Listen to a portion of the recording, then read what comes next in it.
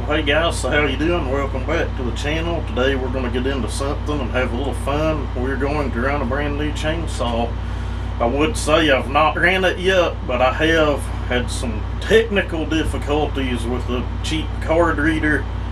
Ended up frying a memory card and losing all of my footage from the initial setup and first start and actual first cuts of this saw. It happens. It's happened to me a couple of times over the years, but we got new memory cards, got a new card reader. Hopefully it does not happen again. That was a big letdown, but I had thoughts on pulling the bar and chain back off the saw, cleaning it up. Just kind of doing it all over again, but I don't know. I'm too honest for that. So my initial thoughts on the saw, I like it. It's pretty fast. I didn't buy it to be a fast cutter, but it has a lot of grunt, and that's what I wanted. I wanted this for a milling application. Guys, for starters, this bar and chain setup. Now normally, I don't know, I could be wrong, it may be dealer dependent, but I don't think you would get that lightweight bar with the saw. My 500i did not come with the lightweight bar. My 362C did come with a 20-inch lightweight bar, so I don't know. It's probably just dealer dependent, but this was sitting on a shelf tied to a couple other saws just as power heads. Had big sell stickers on them.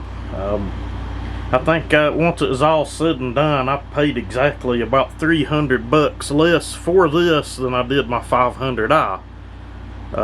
Normally the sticker on them is about the same price, or it was in this case. I think the sticker on this saw was about 1,600 bucks. So there you have it. You know what I gave for it. But anyway, no bar and chain, but the sticker on top of the saw indicated the price tag and the barcode that it was indeed a 25-inch setup, or 24, still calls it a 25, I don't know. I can take a tape line from the tip of that bar to the front of the oil case. It's roughly 24 inches, but for some odd reason they call it a 25. I don't know.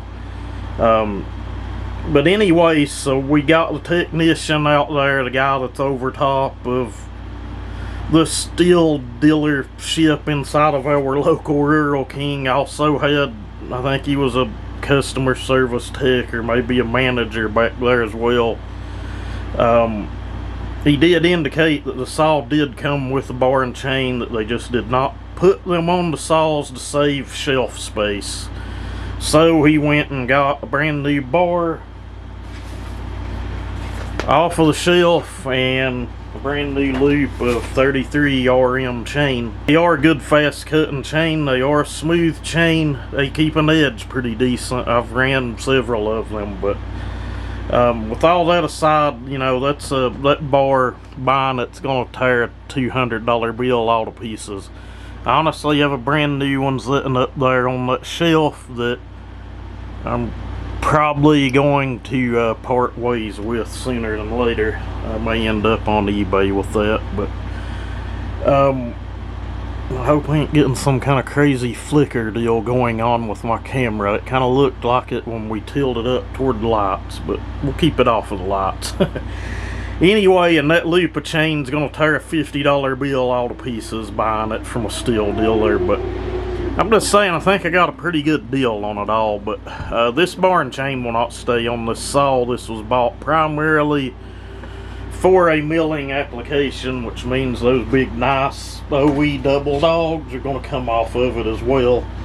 I have a 36-inch setup, and I also have a 24-inch setup for milling, just dependent on how big of a log we get into. We've done it all here. Most people know if you have property with trees on it and have a way to make your own lumber, it's much cheaper to make your own lumber than it is to go buy it. That is a fact. But anyway, that is why we picked this thing up. Come in just a little bit closer. Again, it's an M-tronic saw, 91.5 cc's. Power head 16.1 pounds. That's only a pound and a half heavier than the 500. me carrying them around, I can't really tell much of a difference. I don't really tell much of a difference in any saw unless it's something really old or something that's, say, 50 cc's or smaller, and then you can tell a difference. But a pound or two, most normal people that have actually done any kind of physical labor that have any strength at all, you're not going to tell much of a difference. But for some reason though, those lightweight bars seem to balance out a lot better than the ones that don't. I guess if you're carrying it around all day long, every little bit's going to help. But back to the saw, 6.8 horsepower. That's only 1/10 more than your 500i. But the main difference I could tell between me running the two saws, that 500i probably has it on all out speed. That saw revs so much higher. Grunt pulling on the saw, dogging in on it. This saw's gonna come out ahead on the 500. Or like if you're buried in 30 inches of hickory, this saw's going to come out on top over the 500, and I'm talking stock for stock, and I'm sure ported for ported, the larger displacement saw is going to come out on top again. It's got a smaller bore and a shorter stroke than your old, say, 066 or ms660, so the characteristics of running it are a little different. It seems to be just a little more higher strung. Some people might disagree, but it's really similar to running a 395 XP. I've had two here, one that was brand new and another that was barely used any. Done work on both, performance work, and in stock form, put you in mind of how this runs. I'm sure that 395 is going to come out ahead just a little bit, but stock for stock, they have similar characteristics. I've not had my hands on a 592 yet. I would not know, but some of you guys that have had both in the comments, maybe you could chime in. Might help somebody. Got your front load on the oil, rear load on the gasoline, and that's just for somebody that maybe hasn't ran a Stihl saw.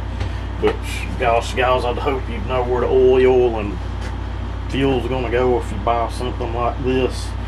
Your throttle control switch or your master controls, it is a little different than an older saw. You're gonna trigger it all the way down to start, or in this case, it is a choke. You don't have to blip it right off when it starts. Honestly, to set the M-tronics, you let that thing sit and idle on choke for a minute, then go wide open until it clears up. Or at least ways, that's how I was taught to do it, and that's how I've always done it. Seems to work.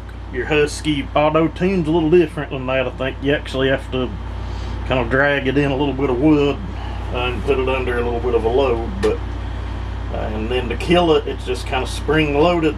Just hold it up, kills it out. It has chain brake. Most modern saws are going to have the safety feature, guys. This saw is equipped with captioned bar nuts. I don't know that they all are, but I'm assuming, being that it's a 2024 saw, is the reason behind that. And what I mean by that is when you loosen these up, they stay in the cover, they do not fall out. That is a plastic cover. That's kind of a letdown on a guys, that's a logging saw. That's a timber saw, commercial use saw. But I'm pretty sure the one on my 500 is plastic, and I about know the one on my ms662c is plastic. It did look painted though, is what's weird, but that's sure enough plastic.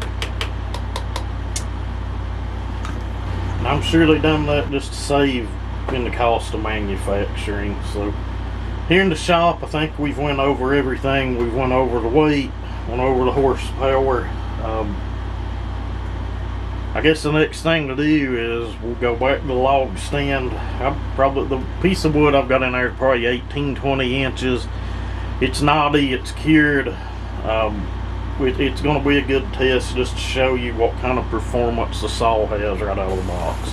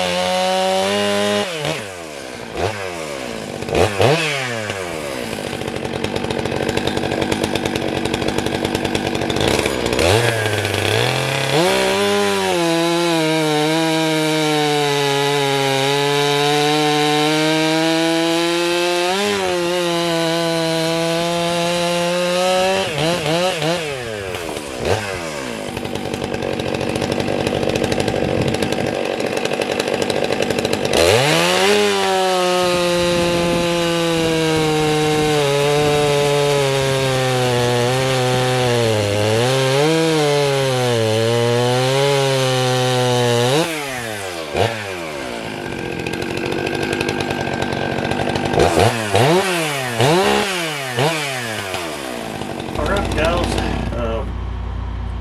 she gets with it, and that chain, that is a really nice cutting chain. If you've not ran one of those, they're a real nice smooth cutting chain and hold their edge quite a while. Okay guys, that camera's doing a pretty good job, but maybe you can look at the back side of this next cutter. It's more tailored toward low kickback is what it said. Low kickback, low vibration, but it does just have one drag on it, you know, like most professional chains do. But in my opinion, it's really close to that cutter. It's gonna be, I guess a 7/32 file would have to be put in there, but really close to that cutter. But anyway guys, I've rambled on enough. I think the video footage I had doing the initial setup on the saw was a lot better than this, but hey, you know, whatever, things happen, it is what it is. Can't be a winner all the time, I guess. But anyway guys, hope this helps someone. If we can get a decent amount of views on this, let's say if we get it up to around 1,000 views or more, say within a week or so, we'll pull this out and run it head to head against 500 bone stock versus bone stock. If you guys would like to see that. Same barn chain, same piece of wood, cause same day, same time. That's how we roll. But anyway guys, y'all have a good one.